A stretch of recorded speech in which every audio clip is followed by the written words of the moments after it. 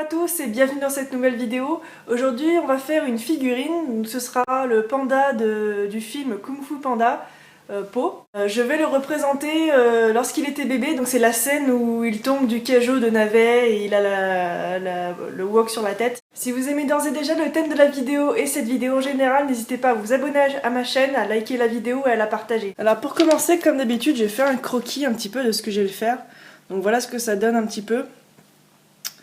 Donc j'ai commencé par faire deux grosses boules de pâte blanche, donc une très grosse pour le corps et une plus petite de forme ovale pour la tête.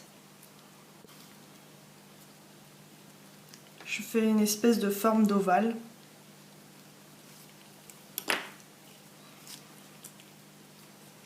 Avec un petit peu de pâte blanche, on va venir former son museau qui est un petit peu plus en relief par rapport au reste.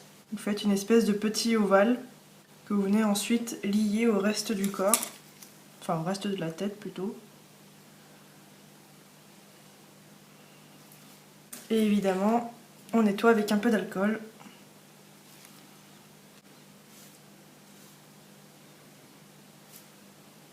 Et pour lui faire sa petite bouche, on va venir y découper un tout petit trou.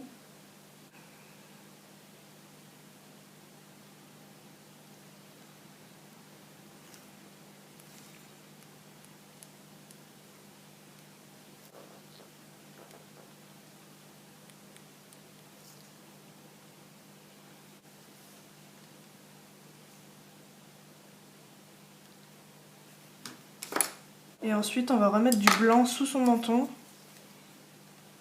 pour faire comme si on voyait sa lèvre inférieure.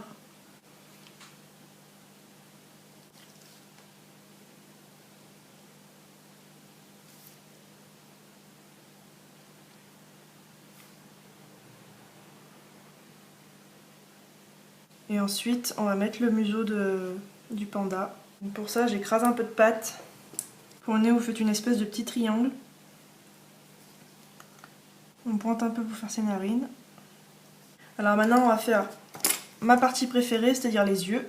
On vérifie que ce soit bien symétrique et bien de la même taille, c'est important, sinon ça va lui donner un regard qui louche et très moche. Donc idem que pour le blanc, on fait des petites boules qu'on écrase. Il faut les faire plus petites que celles des blancs précédents. Et ensuite on pose. Encore un peu de noir. Et cette fois on va faire la pupille de l'œil. Puisque le tour de l'œil est noir, on essaiera de ne pas mettre la pupille trop à l'extérieur de l'iris vert. Sinon elle risque de pas bien se détacher du reste. Et maintenant avec de tout petits bouts de blanc, on va faire les petits reflets dans l'œil. Donc pour placer les petits bouts de blanc, je vais en mettre un en haut de son œil, dans la partie noire.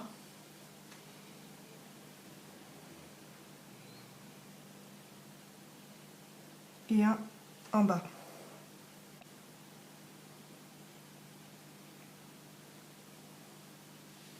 Donc maintenant on va s'occuper des pattes et de la coloration du corps, puisque évidemment un panda n'est pas tout blanc. Alors pour faire ces pattes, il faut juste de la pâte noire. Le but ça va être de faire quelque chose le plus épais et le plus court possible, pour lui donner cet aspect mignon de bébé, et de faire évidemment des choses assez symétriques. Pour les pattes, si vous avez peur qu'elles tombent, un petit pic en métal avec de la fimo liquide. Comme ça, c'est sûr que ça tient. Donc pour ces pattes avant, idem. On fait des trucs assez massifs. On coupe en deux.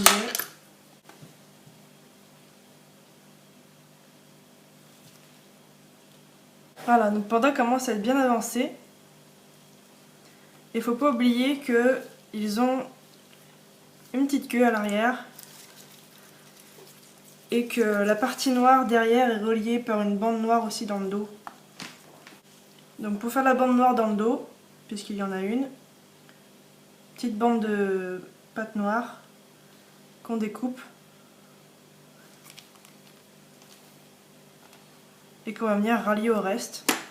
Donc avant de faire le reste, comme je vous l'ai dit, on va s'occuper de ces pattes. Pas besoin d'une machine à pâte ou d'un rouleau, moi je fais ça à la main, vite fait.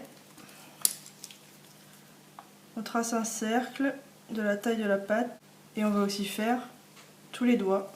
Voilà, donc j'ai terminé ses pieds. Et j'ai entamé ses mains, comme vous pouvez le voir. Je voulais pas laisser ses mains juste comme ça, Genre j'ai fini, c'est bon. Je voulais vraiment faire un truc détaillé. Donc pour ça j'ai tout simplement coupé des petits boudins de pâte noire que j'ai rattachés ensuite sur sa main avec soit les Doutine Tools, soit les pinceaux en silicone. Et je trouve que ça rend plutôt bien, ça fait les petites mains de bébé que je voulais. Donc maintenant on va passer à la partie texture pour lui donner cet effet pelucheux de nounours. Mais avant ça il faut tout nettoyer. Donc maintenant je vais changer de gants et je passe au nettoyage. Mon panda est propre. J'ai rajouté aussi la bande noire qu'il y a en dessous de son cou. Et maintenant je vais venir le texturer. Donc comment je vais faire ça? Je me pose exactement la même question. Je vais lui donner cet aspect un petit peu poilu et tout. Donc pour ça je pense que je vais... Ouais, je vais faire comme ça, c'est pas mal. Je vais venir gratter avec ma lame. Dans le sens où il est censé avoir des poils. Et je vais voir ce que ça donne ensuite. Mais je pense que c'est encore la meilleure solution.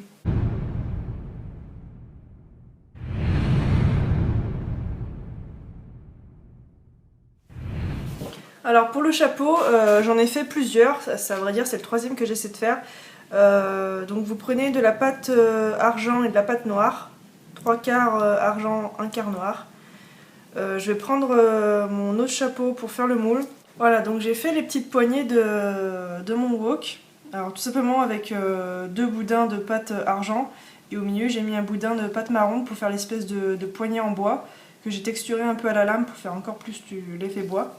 Maintenant je rajoute un effet brûlé sur la casserole en ajoutant du pastel sec noir. Ensuite pour faire les espèces d'éraflures qu'on trouve souvent sur ce type de poêle, je vais venir gratter avec un Doutine Tool. Ça enlèvera la fine couche de pastel que j'ai mis. Donc voilà, je fais des rayures un petit peu n'importe comment, vous pouvez les faire comme vous voulez. Et ensuite je lisse un peu avec mon doigt comme ça.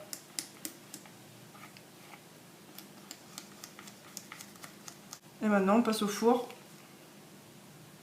Et après on va voir pour y coller sur la tête du panda.